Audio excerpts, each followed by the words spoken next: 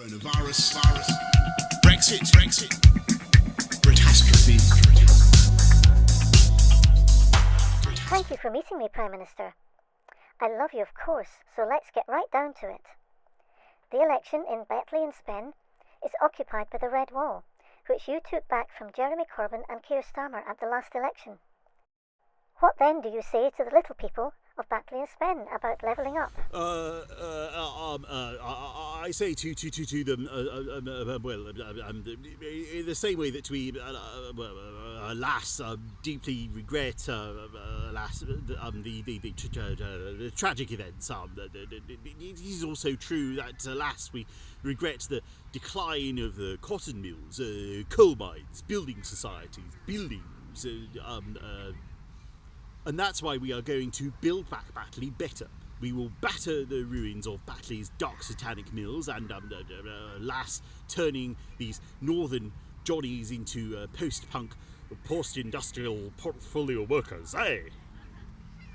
We will give the people of Spen jabs, jobs and Russell Hobbs. The little people of Spen, I call them Spenites, will be proud to say, "Hey up, truck. I came from Sewer, but now I'm working as a hairdresser or something like that in Lancashire."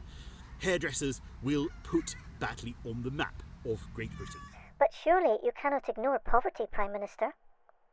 Some say that a life as a hairdresser is only one rung above being an estate agent or a journalist. George Galloway says Huddersfield is like Paris compared to Batley and Spen, with far more cash. What do you say to him? The people of Batley are not interested in Paris. They have no reason to go there. As for Galloway, he would see Batley infested by foreigners if he gets his way. I am embracing all the people of Batley and Spen. In fact, Priti Patel has just done a great deal with illegitimate businessmen of India that will fling the UK's borders open to Indians and Pakistanis so they cannot accuse me of racism. We're taking back control of our borders by opening the borders. I think that's how it works. Yeah. Speaking of India, about 30% of the population in Batley and Spen are themselves immigrants, Prime Minister. Your comments about pickaninnies and people with watermelon smiles have been seen as deeply divisive and incendiary in the context of the racist attacks in the area. How do you respond?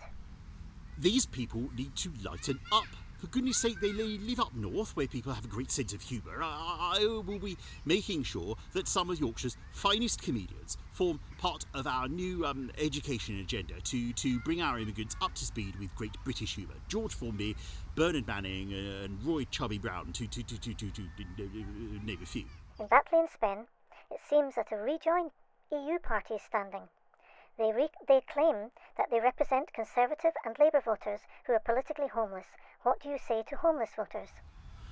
I simply say, forget Brexit to them. These people are so... Last year, we put Brexit in the microwave and it was done. Gas mark 6. Bing! As you say, Prime Minister. What then about Brexit? Now you say it's done. Some are saying that it's the biggest catastrophe within living memory. Hindsight is a great teacher and Brexit may well take us backwards, but I say the only way is forwards. The people of Batley and Spen don't know about Brexit. They don't want to know about Brexit. They want to know about whippets, whipped cream and whipping the poor back to work. We're committed to whipping the poor.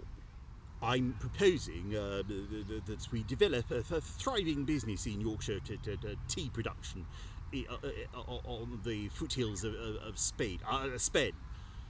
Once we have established the tea groves of Batley and the rice terraces of Bradford, the residents will be able to celebrate with brass bands and rugby union league flags and more flags and more flags. Where there's brass bands and all that sort of thing. I say, let little people of Batley blow their own trumpets. I noticed that you got married recently, Prime Minister. I still wonder if you find time for us to get together for dinner at some time.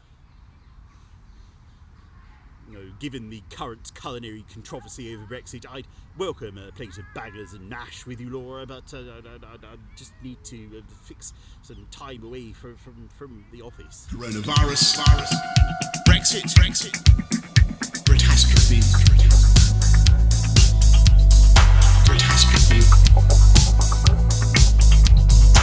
Coronavirus.